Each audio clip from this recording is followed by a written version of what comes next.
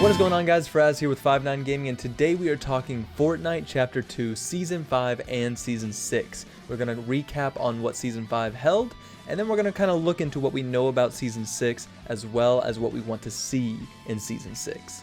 Starting off in Season 5, we have collaborations. Now, Fortnite was tossing out collab after collab like candy bars on Halloween. And they weren't just small names here and there. They were like Mandalorian in the Battle Pass, God of War, Halo, Street Fighter, Flash. Like, it was literally constant. Does that ruin the special feeling of collaborations? In a sense, kind of.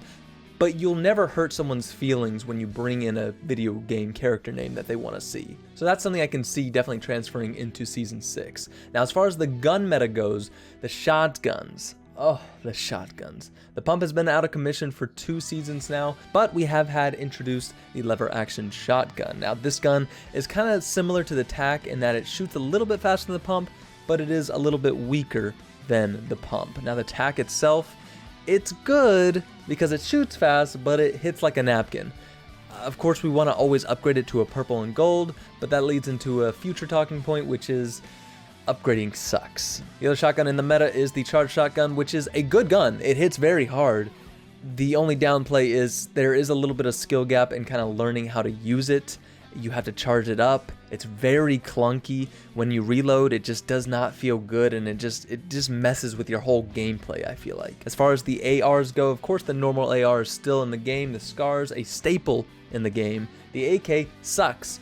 I mean, here's the thing. When the AK was introduced, it was a little bit overpowered. When you could do 95 to the head on someone, just a little overpowered. But the AK now just sucks. I mean, there's no reason to use it. So everyone is always going to pick up a normal AR in this case. Now, what's interesting is that the P90s are in the game, and all the SMGs, there's all the options for the SMGs. Even the rapid fire is currently in the game, but that's just because it was kind of reintroduced for experimental reasons. And we'll talk about that a little bit later.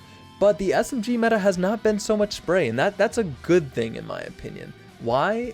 I'm not exactly sure, but it's a good thing that we don't have people constantly spraying into boxes. Other guns include the lever action shotgun, which was a mistake. Now, don't get me wrong, I'm glad Epic is really kind of experimenting with new guns. That'll be a point that we talk about a little bit later. But this gun just was not it. And it all comes down to listening to your player base. You know, what's good with the gun? What's not so good with the gun? What do people like? What do they not like? Here's the thing. When it comes down to it, if you land on a house and this is the only gun you get, you're gonna die. There's just no way around it. This gun is not good. It's a wannabe hunting rifle. But anyways, let's move on to POIs, or point of interest. Now this season, it seems like this area has been in the game for a while, but Salty Towers was introduced in Season 5, and this was amazing because not only do people love tilted towers, but it was just so innovative for its time. Like pushing 2 main areas into one to kind of collab in itself. It kind of fits the theme of what Season 5 was, which was collaboration. So making Salty Towers the 2 into 1 was such a cool idea, but what sucks is that they never really followed through with that. Why isn't there like a Misty Landing or a Risky Links, you know? Why didn't they continue to kind of do that? The big thing about this game is that we really want to see new locations, especially ones that collab with old map, new map. That's something really cool, and I think the player base would love to eat off of there. I just think there's so much opportunity in this idea of collabing with old and new when it comes to POIs that their job is done for them. Moving on to another thing that was introduced in Season 5 was the gold system and the NPCs. Now, the gold system is great. I love it. You know, there's just a little bit of tweaking, a little bit of things that they can do to make it a bit better. Now, they took out upgrade stations, and that's not the best play, because some NPCs do have the ability to upgrade your guns, but they are very limited, and that's not good, especially in a meta where shotguns are so weak. People are going to want to upgrade their shotguns to purple and gold just so they can get that extra damage in. And unfortunately, they're not able to do that because only a few NPCs on the map know how to do it. They can easily fix that by allowing every NPC to upgrade. So I think making that a little bit more accessible is a good thing. I think that, again, you can add more things to the gold. I like the ideas of bounties. I like the ideas of completing challenges to get more gold. I think one thing you can do is maybe introduce a buyback system, kind of like in Warzone. So say you don't exactly get the card of your friend and it's just not available to you to go reboot them, but you do have a lot of gold. So hey, you can buy back your friend with gold. Sure, make it expensive. Sure, make it where they have to land from the sky with a big noise happening. Just make it to where it makes it fair, but it also makes it fun, because I mean, I feel like the point of playing squads and duos is to have fun, and you have fun by playing with your friends. So bring in a buyback station. Along with the gold came exotic weapons. Now these are interesting because not a lot of them were really too crazy or exotic in this sense. You have things like the Hop Rock dual pistols, which weren't bad. And there were kind of some other things that were like, okay, they're cool, but you know, they're not that great. I think a couple things were a little bit overpowered, such as the heavy sniper clinger. That thing needs to be taken out of the game. I don't want to see that anymore. I have not had a chance to really fight it that much, but when I do fight it, it's annoying as all get out. I'm talking getting spammed with 6 clingers, reloading 6 clingers. That just, no, like, why did they even think of that? Then you also have the sniper that shoots and puts buildings on fire, which is an interesting concept. I don't think it's crazy overpowered. I think it's kind of cool, but it still can be very annoying to fight. Other than that, exotic guns haven't really been too annoying in the current meta. A couple of other things to talk about for Season 5 were the IO guards. I don't know why they're in the game. I physically can't think of a reason why they're in the game. They are so annoying.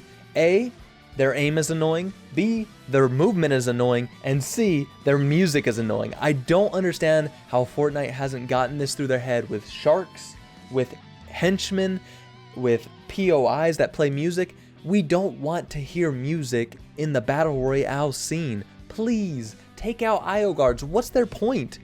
I just don't get, I really don't get it. Take them out. There's no point. Next up is mobility. Now, mobility has always been kind of a question in Fortnite, you know. There's been launch pads, rifts, we had planes, helicopters, all these forms of mobility, but the current Season 5 mobility, I feel like is a little bit lacking. You know, you have cars and you have boats, but they don't do so well off-road. You have sand traveling and you have crystals, but they're only limited to the center of the map. So we're kind of in that weird gray area where if you're trying to run from storm or if you're trying to go find the next fight, you're kind of stuck because you're stuck with bad transportation. Helicopters didn't seem like they were too OP because you can't redeploy, or if you get shot out, you take damage and you take fall damage. So in a sense, I feel like helicopters were a decent form of mobility. I think a pretty quick little fix to this is simply adding launch pads back in the game, making better off-road vehicles, things like that. The overall feel of Season 5 was not a bad one. I mean, it's just, I feel like Epic needs a little bit of tweaking to some things, whether that's the gold, the mobility, adding new things, new guns, new POIs. They have the ability to make this next season great, but it depends on how they'll actually handle it. I don't think you'll ever match the feeling of the old map, but Chapter 2 very much is its own feeling, so make it the best way you can through the gold system, through these interesting POIs and things like that. So let's move on to Season 6. So what we know currently about Season 6 is that Agent Jonesy is collecting hunters. Why is he collecting hunters? I don't think anyone really knows. I think there's a lot of theories, but I don't know if anyone really knows. And the big idea is that the 0 point is messing with everything.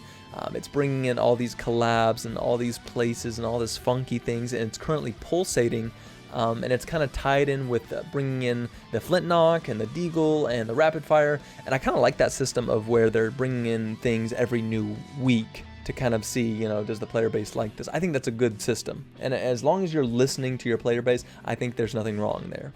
But one thing that you can definitely do is really hype up the storyline and kind of give your audience the intriguing feeling of, is there going to be an event? What's happening? Why is this happening? What can we theorize? And that's what Fortnite's always been about, is creating a very intriguing storyline for their player base. As far as what we want in Season 6, continue the collaborations. Now, you don't have to go week by week or every 2 weeks. I mean, just once a month. I think that's just super cool. I mean, again, no one's going to complain about seeing other characters in this game. Bring the pump back, please. It is a staple, just like the normal AR. I know sometimes it can be a little bit overpowered, and I don't really understand their psychological warfare with the player base, where it's like they take it out and it's like, okay, let's get a little time, so they want it back, and then we bring it back, and then we're the heroes. No, just keep it in the game. It's a good gun, please. Speaking on guns, continue to introduce new guns. I like what they did with the lever action. It's just the gun wasn't the best, okay? Add a new AR to the game, add a utility gun, just play with these things, tweak the things, and again, listen to your player base. What's good about it? What needs to be fixed about it? And I feel like if you keep up with that formula, you're gonna have success.